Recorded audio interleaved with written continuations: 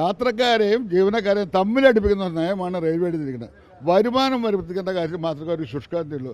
ജനങ്ങളുടെ യാത്രക്കാരുടെ അവകാശം സംരക്ഷിക്കാൻ വേണ്ടി ഏത് അറ്റം വരുമ്പോൾ വേണ്ടി സംഘടന തയ്യാറാവും.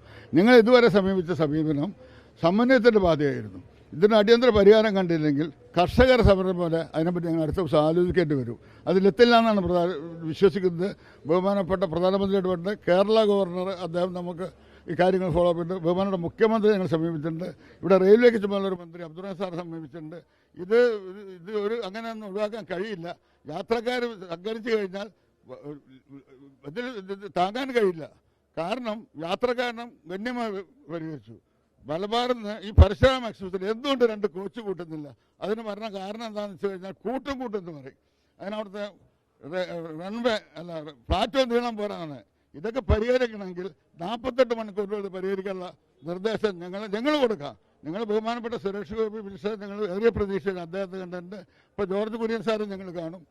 എന്നില്ലെങ്കിൽ അവസാനം ഹൈദരാബാദിലോ മദ്രാസിലോ വെച്ചിട്ട് മീറ്റിംഗ് കൂടിയിട്ട് ഭാവി പരിപാടികളെ നമ്മൾ ആലോചിക്കേണ്ടി വരും.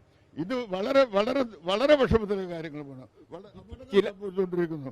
ഇപ്പോൾ അതേപോലെ ലോക്കോ പൈലറ്റുമാർ സമരം നടത്തുന്നു. ഇപ്പോൾ ഒരു ഗുഡ്സ് ട്രെയിൻ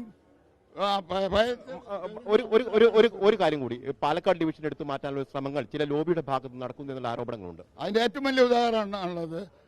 ബാംഗ്ലൂരിൽ നിന്ന് മംഗലാപുരം ഒരു ട്രെയിൻ വരുന്നുണ്ട്. അത് കോഴിക്കോട്ടേക്ക് നീട്ടാൻ ഓർഡർ ആയപ്പോൾ അവിടുത്തെ ഒരു MP ആണ് അത് എതിർത്തത്. കേവലം ഒരു MP കൊണ്ട് നമുക്കുള്ള യാത്രക്കാരോടുള്ള വെല്ലുവിളിയാണ് കാണുന്നത്. ഈ കാര്യത്തിൽ ഇനി ഇതേമാതിരി നമുക്ക് അടങ്ങിയിരിക്കാൻ കഴിയില്ല. യാത്രക്കാരുടെ അവകാശ സംരക്ഷണത്തിന് ബഹുമാനപ്പെട്ട കോടതികളുണ്ട്. അതിന് ഇടയാക്കില്ല എന്നാണ് ഞാൻ പ്രതീക്ഷിക്കുന്നത്. വളരെ നല്ല പ്രതികരണം മറുപടിയൊക്കെ വന്നിട്ടുണ്ട്. നടപടി വരുന്നില്ല. വണ്ടി കൂട്ടുന്നുണ്ട്. ഉള്ള വണ്ടികളിൽ കമ്പാർട്ട്മെൻറ്റ് കൂട്ടുന്നില്ല. 28 കമ്പാർട്ട്മെൻറ്റ് വലിക്കാനുള്ള ബോഗി എഞ്ചിനുണ്ട്.